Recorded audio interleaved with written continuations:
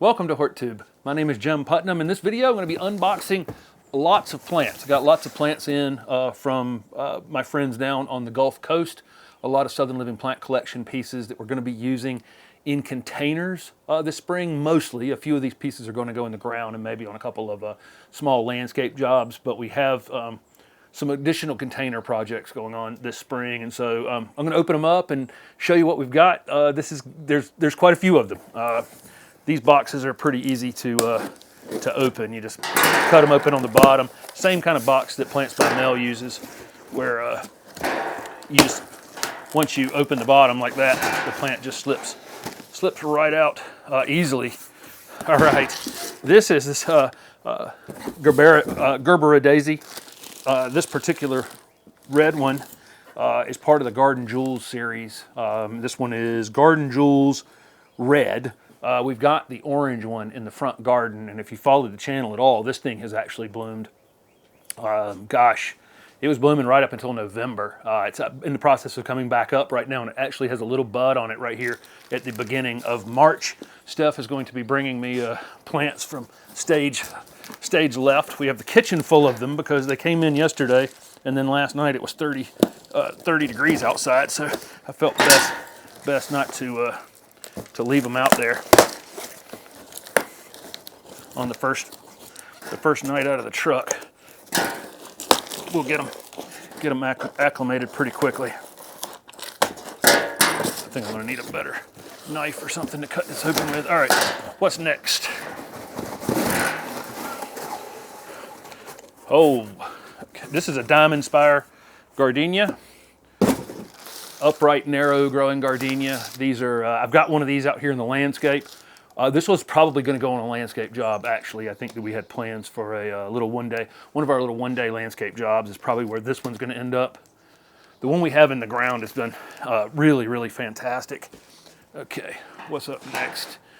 I've got Holly's laying down over here to my right, and Steph's handing me boxes from the left, and Griffin is wandering about on the porch here, examining everything that comes out of the boxes.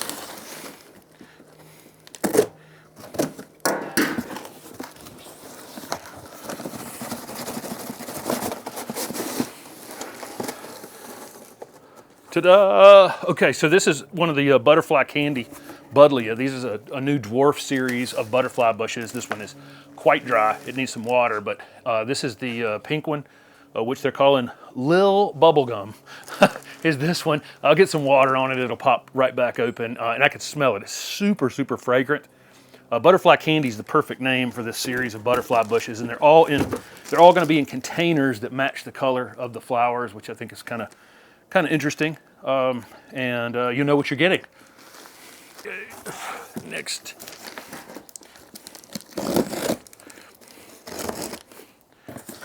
There's 4 of those in that series, and I think I have all 4 of them coming. But these are those butterfly candy only gets 18 inches or so, 2 feet in the garden each season. Okay. Yes, that is the next one, and that thing looks fantastic. I'm thinking this is grape. There's one called Grape in this butterfly candy series. This one doesn't have the tag on it, so I'm guessing that that's what that one is. Looks fantastic, and again, it's really, really fragrant.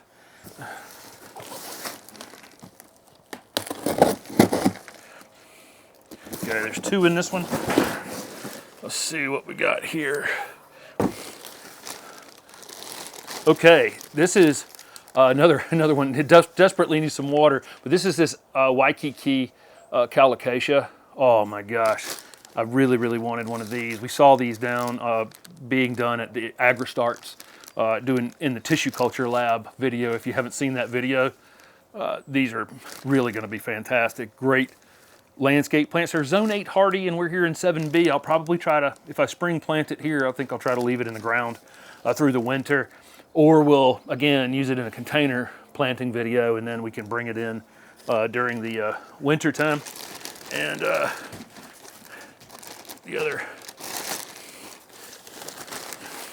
other thing we got was this Coconut Surprise Dianthus. So this is a white Dianthus. It's kind of a perennial Dianthus. It's a double flower, and it's got kind of a reddish center on it, but called Coconut Surprise. You guys will see these flowering.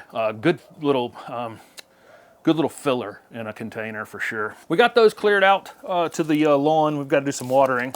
They've been in the boxes for several days. Anytime you're opening these mail order plants, you're almost certainly going to have to get them back out into the light and get them watered. This is a tall one. Right here, okay. This is a Barberry called Orange Rocket. I've shown it on the channel many times. It's kind of got an upright, narrow habit, super, super bright.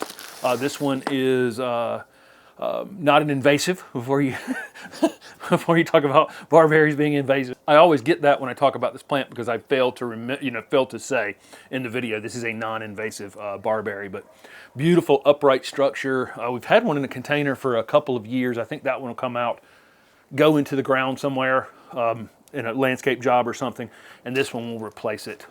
They get, after a while, you gotta, find a home for them. They're in your containers for years. The pollen is really, really is thick right now.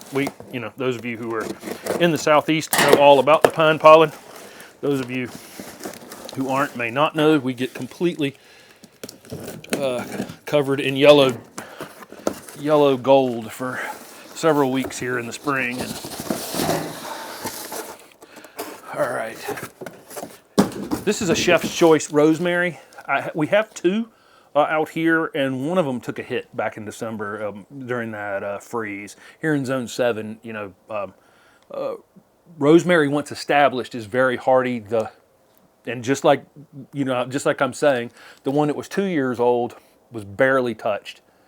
A couple thin little branches on it, but for the most part, barely touched. The one that was newer and hadn't been in the ground as long took a big hit. But this one will replace that one, or again, go in a container potentially. Let's see.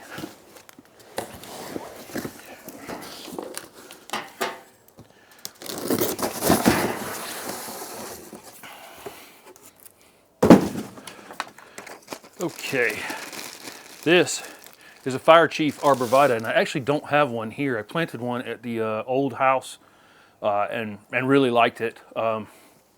Great, soft to the touch thuja that is a pretty tough southern plant. It'll turn kind of a burgundy color in the coldest part of the winter right on the top, and then it has this lime green new growth. So it's always kind of changing color. It's like a chameleon in the landscape. And again, soft to the touch, little low mounding plant. There's two in this box. Let's see. Okay, here's the other two butterfly candies. This is Lil Lavender right here. Okay, and it's in that lavender color container with matching flower color. And then this one they're calling Little Raspberry, and it has a raspberry pink flower on it. But again, there's 4 of these dwarf Buddleia in the matching color container.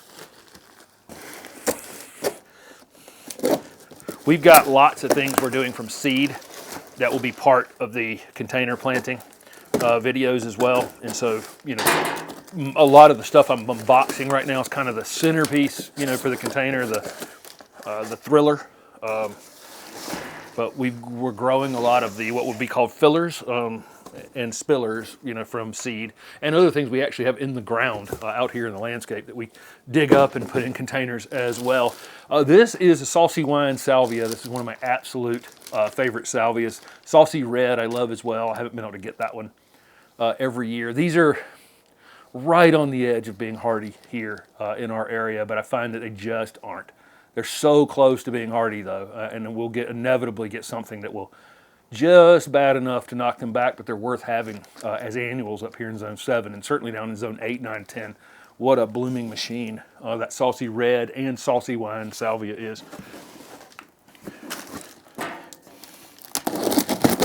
I would say that Saucy the Saucy red Salvia that we had in the landscape 2 years ago was probably the most asked about plant that we've had in this garden in 3 years.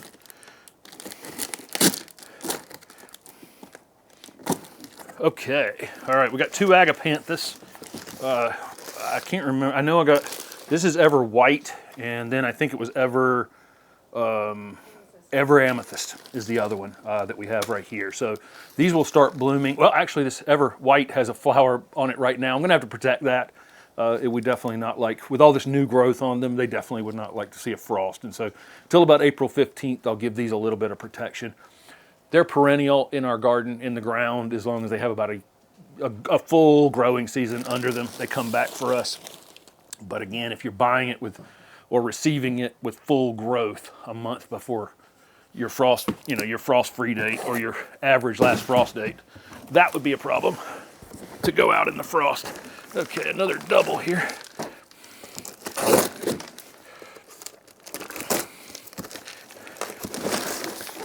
Woo, okay. This is that Lunar Lights Sterling Hardy Begonia right here. Really beautiful. I don't think the light will be great in here, but we'll get a little bit of B-roll. This one's actually got flowers on it right now. It came out of a greenhouse. Another one I'm gonna have to protect. As long as, this one needs to be spring planted in order to be perennial here in zone 7. Beautiful variegated leaf on top, bright red, bottom of the leaf here. Super, incredibly showy plant. Ours is perennialized over here on the side of the path, so we'll see them come up bigger, nice and full this summer, but they're dormant right this minute. Okay, and then one of the Plectranthuses. This one's been cut back. They cut these back for shipping because they're actually fairly fragile in a shipping box, not in the ground. This is either Mona Pink or Mona Purple. These Plectranthus bloom all summer long. They're salvia-like flowers, incredibly showy plants, and another one of those that's marginal for us. So we've decided to use it as a container plant, and we can bring them in and on the coldest nights in the winter, and then we know we can keep them as perennials because their Plectranthus are definitely worth having, and the pollinators absolutely love them. Deer won't eat them. There's a lot of good things with Plectranthus. Okay, all right. So that was the pink Plectranthus over there, almost certainly, because here's the purple. We've had the lighter blue one. I haven't had this dark purple one. Really showy. Gosh, this thing is beautiful. The top of the leaf is green, the bottom of the leaf is purple, and then it's got the purple flowers on top of it. This is a Crapemyrtle called Delta Fusion. It has one of the darker foliage. Crapemyrtles, we're actually going to use this in a container, eventually into a landscape job. Bright pink flowers on dark burgundy-ish foliage. Very striking two-tone coloration. Let's see, I got another one here. Getting buried in things now. Okay, and this is an Ever Amethyst Agapanthus, and I don't think these were on the list. So these were these are extras, which is good. These are dark purple Agapanthus that I'll end up putting these into this landscape project this year. Let's see, I think 2 more doubles. We'll try to do this, and then I'll be completely surrounded here.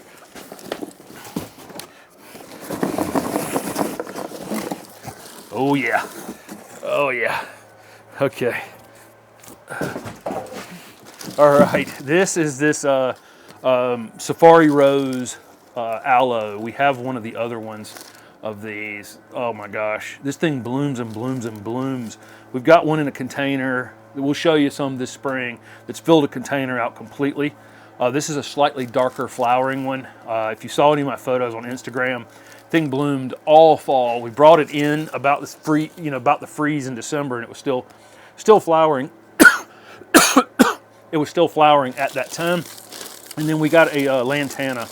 I cannot remember the name of this Lantana. It's Little Lucky Peach Glow.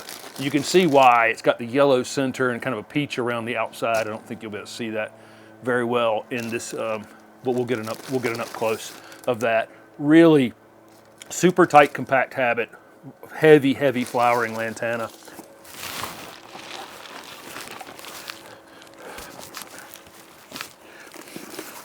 Okay, all right, now I'm truly out of room. Okay, 2 more pieces, this is it. This is a lot of exciting pieces to use this spring and show you guys. Let's see. Okay, so this is is this Little Coconut? Is that what that one is? Yeah, this is Little Coconut, which is the white version of these dwarf butterfly bushes. So that makes, I think that makes 5 different colors we have of those. So they'll be blooming all summer long. And then this is Platinum Beauty Lomandra, which we've had in a container now for, it survived 2 winters in a container. It's supposed to be zone 8 hardy, and we're in zone 7B. But we had it in a container on the front porch for 2 years. And it did absolutely fine. Probably should have brought it in during the December freeze, because that's what finally got it. That's why we have another one. I had I reached the point of over trusting it, but we're going to put this one in a container. Beautiful grass-like plant. Really flows and moves in the wind, and all the things you'd want from a something that you're elevating above the garden. So there you go. Lots of new exciting things. A couple of repeats from the garden, but not many really. I mean, the only thing I think we got that's repeat in the garden currently are going to end up in other projects. So pretty excited to add some new things to the garden this spring. Thanks for following along. Don't forget to subscribe so you can see them go in. Thanks for watching.